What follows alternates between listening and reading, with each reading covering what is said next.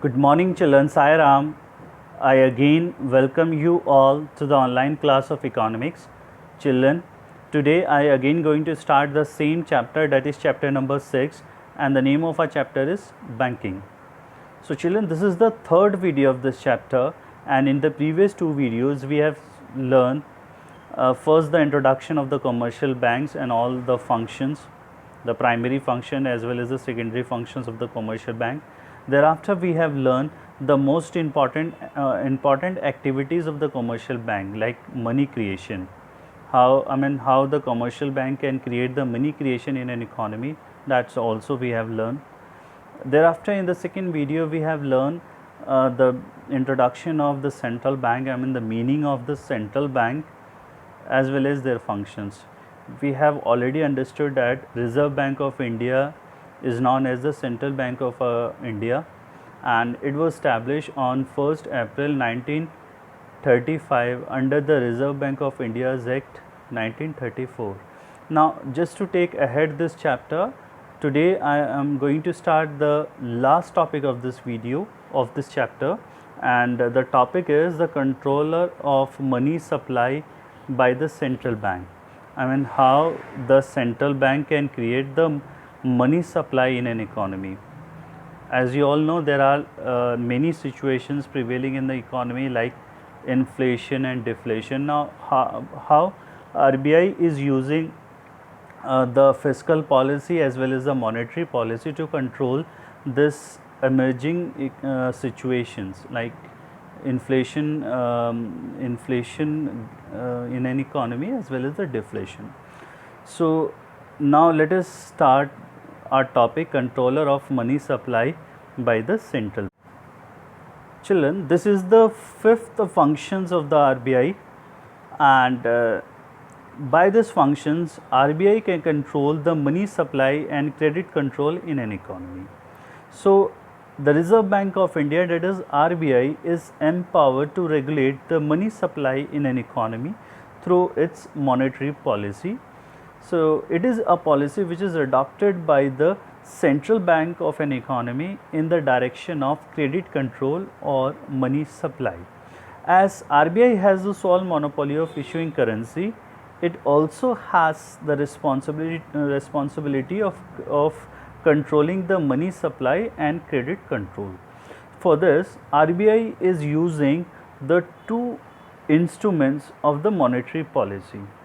So children, as I just explained you, there are inflationary as well as the deflationary situations which is prevailing in an economy, and RBI is using the two instruments to control this money supply as well as this inflationary as well as the deflationary situations. Now, what are the two instruments, the two methods the RBI is using? The first is quantitative credit control and the second is qualitative credit control. So children, these are the various tools which are being used by the central bank. Now, first is the cash reserve ratio, that is CRR. Second is statutory liquidity ratio, that is SLR. Third is repo rate, reverse repo rate, open market operations, and marginal cost of funds lending rate, that is MCLR. So children, all this instrument has been categorized under the two heads. The first is quantitative instruments and second is the qualitative. So in quantitative, children, repo rate, bank rate, OMO and legal requirements are included, whereas in the qualitative control, credit control, children, moral sustaint, selective credit control and credit rationing, these are the few instruments which has been adopted here to control the money supply. So children, now I am moving into my quantitative method of money supply. Now, first is children repo rate. So this quantitative method we are going to learn first. So children, this helps the quantity of the credit created and the money in circulation by the following methods. We are going to use this following methods to control the money supply. Now first one is, children, repo rate. Now children, what is repo rate? Children, repo rate is a rate at which the central bank of a country, that is RBI in central bank of a country, that is RBI in India, lends money to the commercial bank to meet their short term needs. The central bank assists, you can say the central bank advances loans against some approved securities and eligible bill of exchange. So repo rate is a rate at which the RBI lends money to the banks generally against the government securities, which is kept as a collateral with the central bank, and when they pay the money back to RBI, they take the collateral back. So children, the repo rate is the rate at which the central bank of a country, that is RBI, is lending money to the commercial banks. So an increase in repo rate increases the cost of borrowings from the central bank.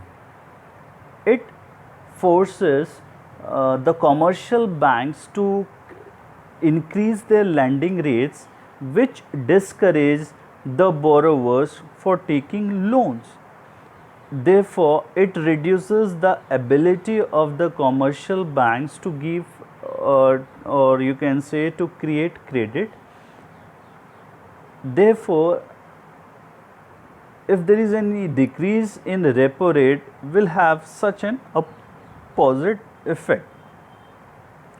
Children, this can be better understood by with this example.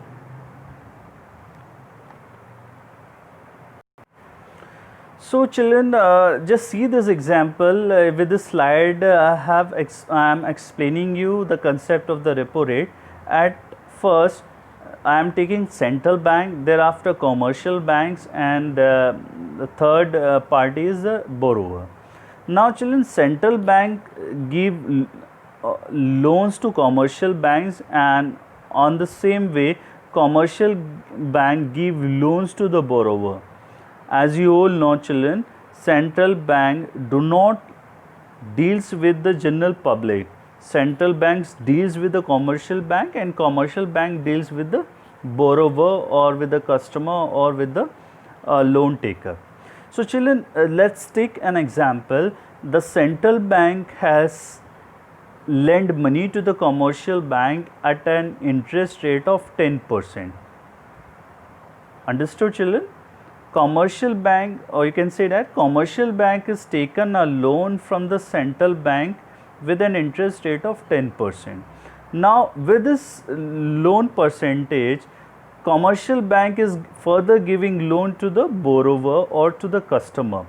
So at the rate of 10%, what commercial bank is taking a loan from the central bank, now the same loan a commercial bank is giving to the borrower at the rate of 12%. So in between of this interest rate, difference of 2% is the profit of the commercial banks. Children, I am again going to explain you here. Central banks give loans to the commercial bank. As you all know children, if RBI is not directly dealing with the customer, commercial bank has to take a loan from the central bank, and the same loan is being provided to the borrower itself. So we have taken a recent example. The central bank has borrowed the money, has lent the money to the commercial bank at the rate of 10%, and commercial bank is lending money to the borrower in the form of loan at the rate of 12%. So in between of this 10 and 12%, the difference is of 2%, which is the profit of the commercial bank. As I have already explained you the concept of the commercial banks, that every business unit, business units, commercial bank also aims to earn profit, isn't it? and commercial bank is earning profit by the way of creating the money by the process of money creation in an economy. So children, let's take an example during inflation. Inflation means when the price are really going to be up. I mean the price of the commodities is going to be increasing day by day. So children, if there is an inflation in an economy, then RBI increases the lending rates. If there is an inflation in an economy, it means that everybody in the market is demanding the commodities just because they are having a good amount in their hand. I mean they are having excess money with that with him. That is why they are going into the market and they are demanding certain things. If they are demanding the certain things from the market, then definitely the price of the commodity increases. This is the normal understanding, children. If there is an inflation in an economy, then the prices of the commodity goes to be hike. So children, if there is an inflation in an economy, then RBI thinks that there are excess money which is being circulating in an economy, I mean in the market. That is why the peoples are demanding the commodities, and just because of this demand, the prices of the commodities are really increasing. Now just to control this inflation, what RBI is doing is, RBI is going to increase their lending rates to the commercial bank. At previously RBI is lending money to the commercial bank at the rate of 10%. Now in the inflation, RBI increases their lending rates from 10% to 12%. If the lending rates to the commercial bank increases, then definitely the commercial bank also intend to increase their lending rates, because the intention of the commercial bank is also to earn profit, isn't it? Whatever the loan it has taken at the rate of 12% from the RBI, the commercial bank is offering loan to the borrower at the rate of 14%.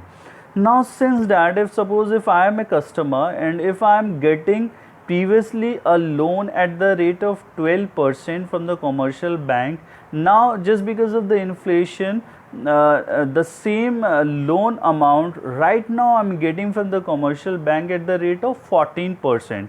So children, if the rate of the commercial bank increases, it definitely discourages the borrowers for taking loan. Similarly, if I am getting a loan from the 12% earlier from the commercial bank, now commercial bank is offering me a loan at the rate of 14%. So I personally feel that taking loan right now from the commercial bank is very costly. So if it is very costly, I am not going to the commercial bank to take the loan, and if no one is going to take loan from the commercial banks, then the excess money which is being prevailing in the market, it's definitely going down. The demand of certain commodities will be getting down, because the peoples will not be having money, and that is why if they do not have the money, they are not going to, if they are not be having money, then they are not going to buy something from the market. And just because of increasing lending rates, the excess money which is being prevailing into the market going to be down. Now just see the deflation. Now since during the deflation situation, deflation is when there is no demand in the market, or you can say when there is no money supply, there is no credit in the market. So children, during deflation, when RBI feels that no one is demanding for any commodity just because they do not have any money, so just to attract the customer, the borrower to take loan from the commercial banks, RBI is decreasing their lending rates. Now, if RBI is lending previously loan to the commercial bank at the rate of 10%, now the same loan the RBI is offering to the customer to the commercial bank at the rate of 8%. Or you can say, when the RBI decreases their lending rates from 10 to 8%, the commercial bank also inclined to decrease their lending rates, because from 12 it decreases their lending rates from 12 to 10%. Now, for just see, for the customers, the borrowers behalf, if the borrowers are getting loan previously at the rate of 12% from the commercial banks, now the commercial bank is offering them a loan at the rate of 10%, then the taking loan from the commercial banks become cheaper, and it will definitely encourages the borrowers to take loan from the commercial banks. So, when the customer approaches the commercial bank to take loan, then more and more people will be demanding, and in the case the money supply in an economy definitely increases, and by this way the deflation situations can be controlled by the RBI. So, children, that was the process which has been used by the central bank of a country for India, that is RBI, to control the money supply in an economy, both in the inflation situation as well as in the deflation situations. Now, children, let's move to the next topic. Now, children, the second is your bank rate policy. Now, what is bank rate? Bank rate is also known as discount rate, first of all. So, children, as RBI is using the repo rate, same way the bank rate is also using for the same. So, what is bank rate, children? Bank rate is a rate at which the central bank of a country, that is RBI in case of India, lends money to the commercial bank to meet their long term needs, whereas repo rate is a loan which is being provided by the central bank to the commercial bank to meet their short term needs. But a bank rate is a rate which is in which the central bank is offering loans to the commercial bank to meet their long term needs. So, children, same effect is also with the bank rate. RBI has been actively using a bank rate to control credit.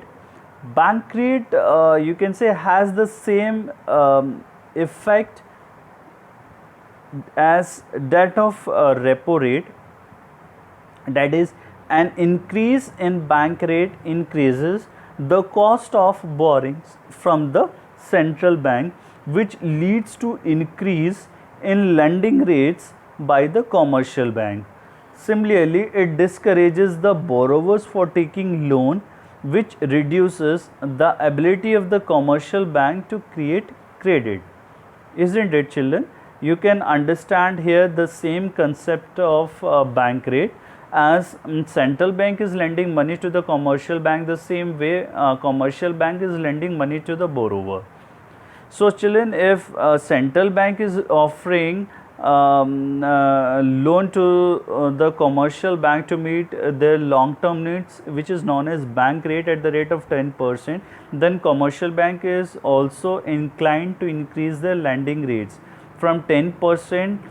Is offering the borrower at the rate of 12%, and in between of this 2% is the profit of the commercial bank. So, same way, children, in the inflation, if there is an inflation situations prevailing in a country, then RBI increases the lending rates. So, if RBI increases their lending rates from 10 to 12%, then definitely commercial bank also inclined to increase the lending rates from 12% to 14%. So, if the rate of interest is going to be increased, then the borrowers will be less interested to borrow the money from the commercial bank.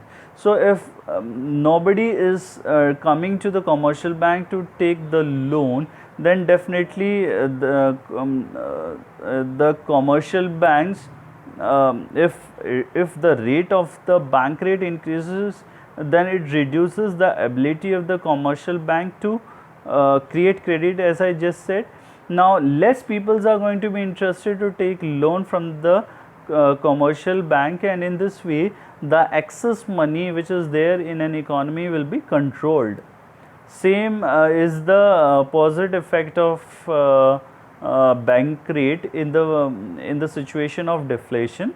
If there is a deflation situation in an economy, I mean there is no one who is there is no one who is interested to take loan from the commercial bank, or you can say if the peoples are not having any surplus money with them to go into the market and demanding certain things. That is why the RBI is going to decrease their lending rates, which obviously inclined the commercial banks to decrease their lending rates. In this way, if the rate of lending if the rate of borrowing money from the commercial bank decreases, then more and more customers will be interested to take the loan from the commercial bank. So children, this was the effect with the bank rate. Now we are moving into the third you can say method, that is open market operations, which we call as OMO. So children, what is OMO? Open market operations refers to buying and selling of government securities by the central bank from / to the public and commercial banks. I mean, open market operations refers to buying and selling of government securities by the central bank. So children, Reserve Bank of India, in case of our country, is authorized to sell or purchase the government securities. So children, RBI is authorized, I just said RBI is authorized to sell or purchase treasury bills, government securities. It does not matter whether the securities are bought or sold to the public or with the commercial banks, because ultimately the money is deposited in or transferred from some bank. So children, as I just said, if there is an inflation and deflation situations in an economy, then RBI is using these useful tools to control the money supply. So children, sale of securities, sale of government securities by the central bank reduces the reserve of the commercial banks. It adversely affects the bank's ability to create credit and therefore decrease the money supply in the economy. So children, if the central bank is selling the government securities to the public or to the commercial banks. Now I am taking the as an example, the Reserve Bank of India is selling the government securities to the central bank. Suppose if there is an inflation situations in an economy, inflation means the prices are going to be increases day by day. All the peoples who are living in a country are having money in their hand. That is why they are going into the market and they are demanding certain things at an high prices. So this is called an inflation. So children, if there is an inflation in an economy, then RBI thinks that there are excess money which is prevailing in an economy, and RBI has to control that excess money. So RBI is what RBI doing is RBI is selling the government securities to the commercial banks. RBI is saying that commercial banks are having enough money, that is why they are offering the loan easily to the borrowers. Now RBI wants to shock the money from the market. So what RBI is doing is RBI is selling the government securities to the commercial banks, and commercial banks is going to buy the government securities from the RBI. So when RBI is selling the government securities to the commercial banks, now now commercial bank used to make payment to the central bank just because of buying the securities. So the excess money what central bank is having with them, that excess money go back to the central bank in the form of buying the securities. So when RBI is selling the government securities to the commercial bank and commercial bank is buying the government securities from the central bank, now whatever the excess money, the plenty money what commercial bank is having, that is why for which they are giving loans to the customer, that excess money coming back to the central bank. So what central bank is keeping that money safe with it. So if the commercial banks will buy the securities, then commercial bank will have the less money with it, and if there is less money with the commercial banks, then RBI, if there is less money with the commercial banks, then commercial bank will give less loans to the borrowers, and in such a way the excess money, or in such a way the excess money in an economy, or you can say the inflation situation, can be controlled. So the same way, if the government is purchasing the security, if the central bank is purchasing the securities, it increases the reserves and raises the bank's ability to create credit. Now if RBI is buying the government securities from the commercial bank, now commercial bank will get the money by selling the government securities to the Reserve Bank of India, and once it sold the government securities to the central bank, now commercial bank will again get the money back by selling. So if by selling the government securities, now commercial banks will again have money with it, and if the commercial bank is having much money with it, then it definitely offers the loans to the customer, and by the such process it will definitely controls the money supply in an economy, because more and more peoples will again going to the commercial bank to buy loans, and once they buy loans they will get good money. So by this way, by using this open market operations, the RBI is controlling both the inflation as well as the deflationary situations in an economy. Now let us move to the next topic. Now children, the fourth options which is using by the RBI is legal reserve requirement. What is legal reserve requirement, children? In legal reserve requirement, children, the RBI is actively using cash reserve ratio, statutory liquidity ratio. Now what is a legal reserve requirement? That is LRR. So children, LRR I have already explained you when I have explained you the concept of commercial banks. What was that? It was that commercial banks are required to keep a certain proportion of their reserves with the central bank. So whatever the reserve it is keeping with the central bank is known as the legal reserve ratio. We call it LRR. So according to the children, the legal reserve requirement, commercial banks are obliged to create or to maintain reserves. It is a very quick and a direct method of controlling the money creating power of commercial banks, and commercial banks are required to maintain reserves on two accounts. Now first is cash reserve ratio, we call it CRR. So it refers to minimum percentage of net demand and time liabilities to be kept by the commercial bank with the central bank. So again the same process, if there is a change in CRR, affects the ability of the commercial banks to create credit. And for instance, if an increase in CRR reduces the excess reserves of the commercial banks and limits their credit creating power.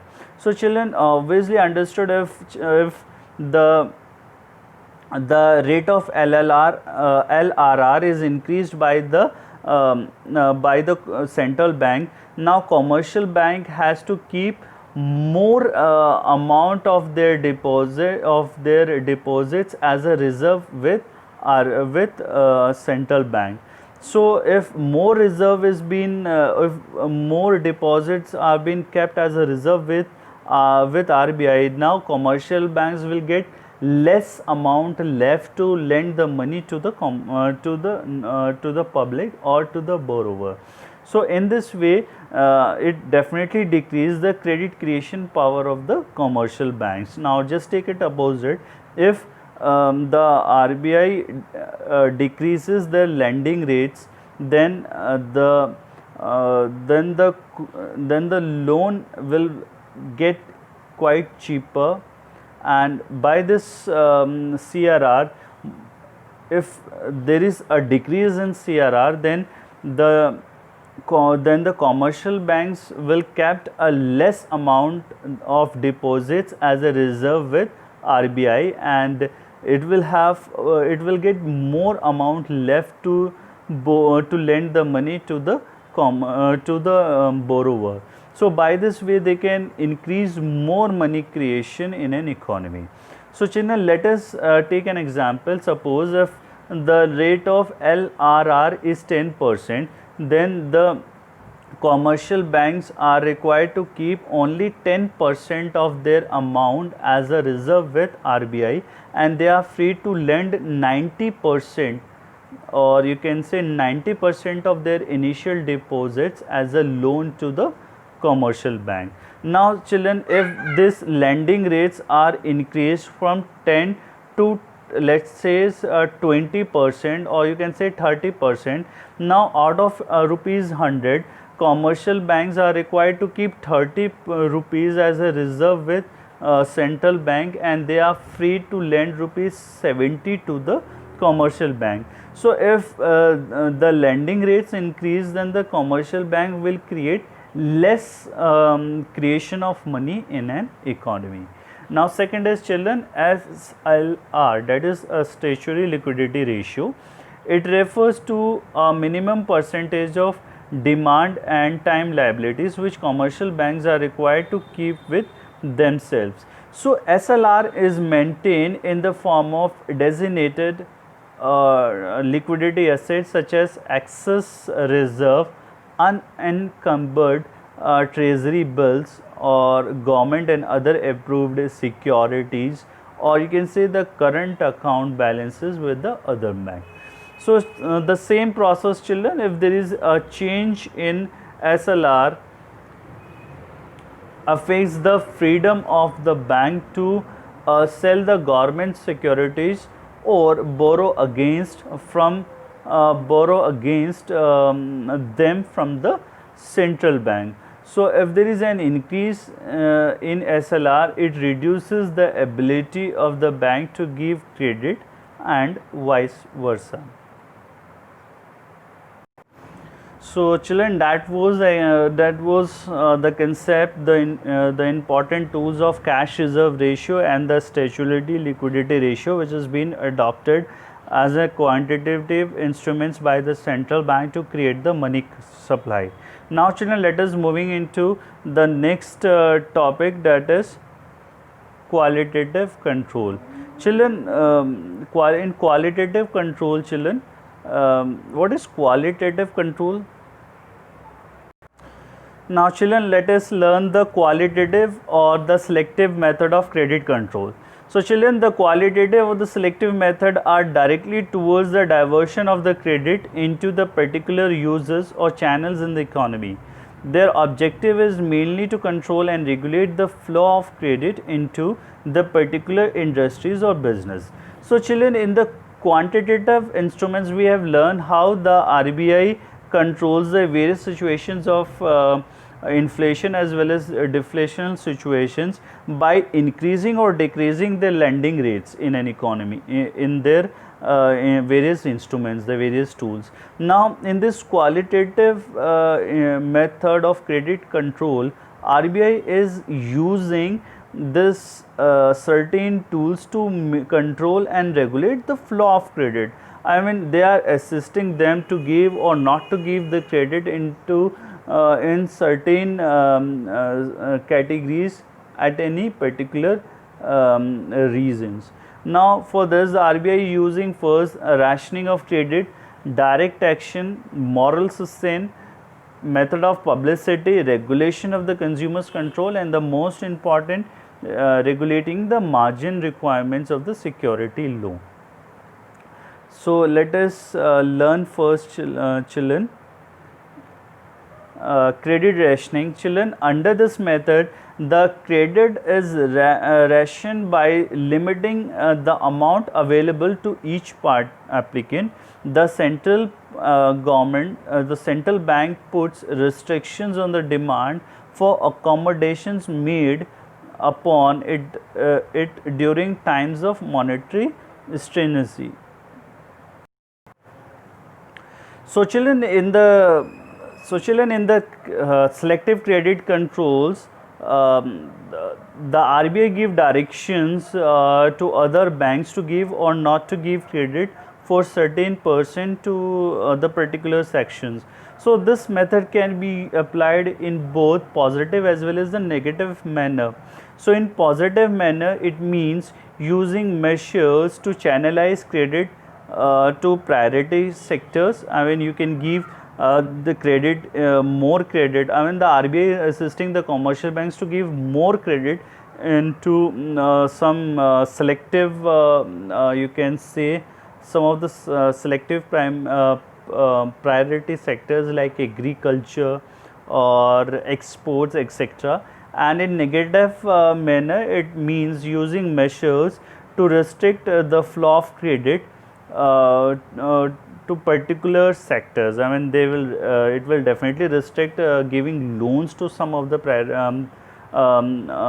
priority sectors, like less loans will be provided for such industries who are making liquor, or you can say cigarettes, some of the hazardous commodities. So, this was being given, or this instruments was given by is generally adopted by the central bank.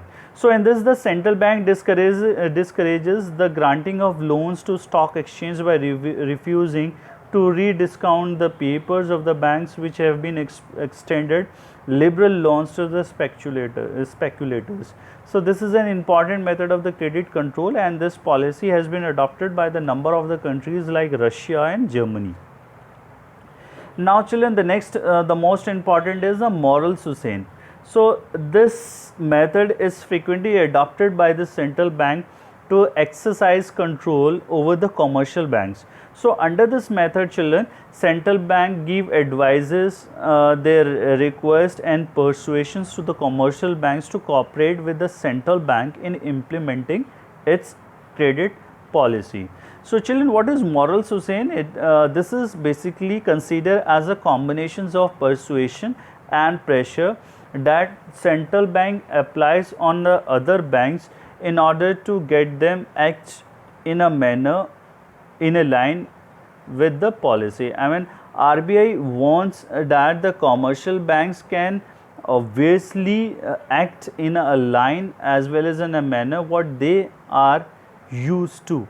So, moral sustain is exercised through discussions, letter, speeches and hints to the banks, and the Reserve Bank frequently announces its policy position and urges the banks to cooperate in implementing the credit policies. And moral sustain can be used for both qualitative as well as quantitative control. So, children, generally, however, central bank succeeds in convincing the banks as it acts as their lender of the last resort, and however there is no punitive action, I mean no punishary actions is taken in case if they are not followed their advice or their request.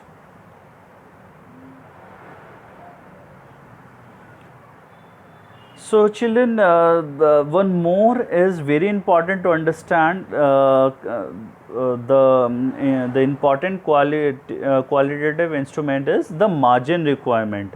This is here as I just going to explain you the last one, varying interest rate, that is completed. Now here just see the last here, margin cost of funding lending rates. Now children, what is margin requirement?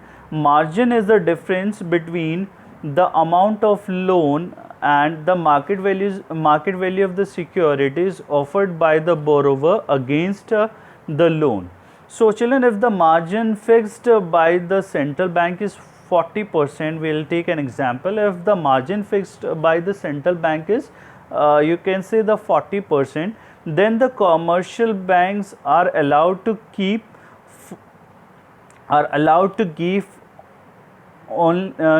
a loan only up to 60% of the value of the security. That is the maximum limit which has been given by the central bank to the commercial banks to give the loan against a security by approving only 60% of the security amount.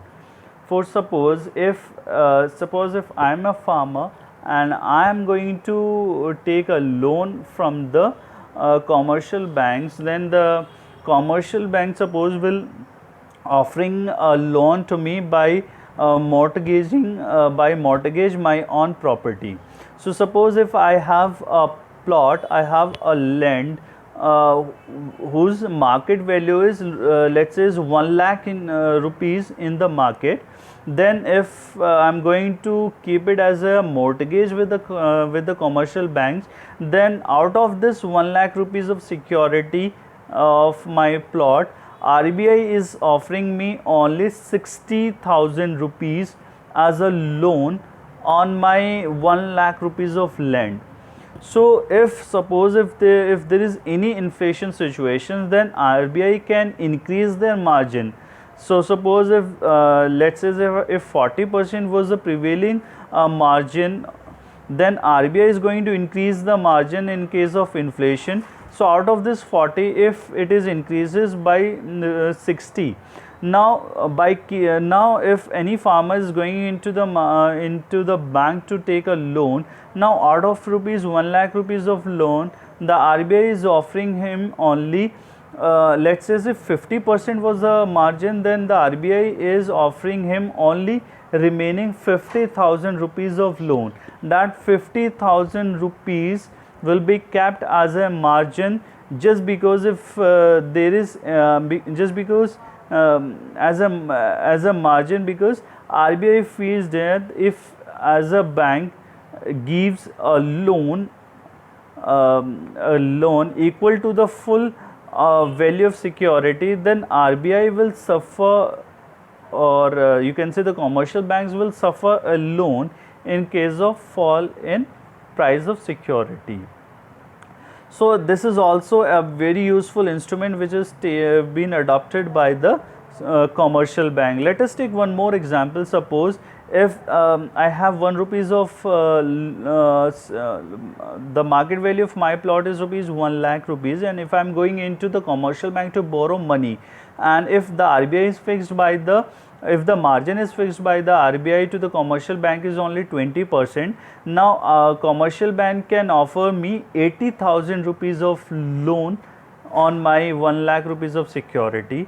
And if there is an inflation, this 20% of margin, if it is increased by the RBI from 20 to 40, now the same amount of security, this time I am getting only 60,000 rupees of loan.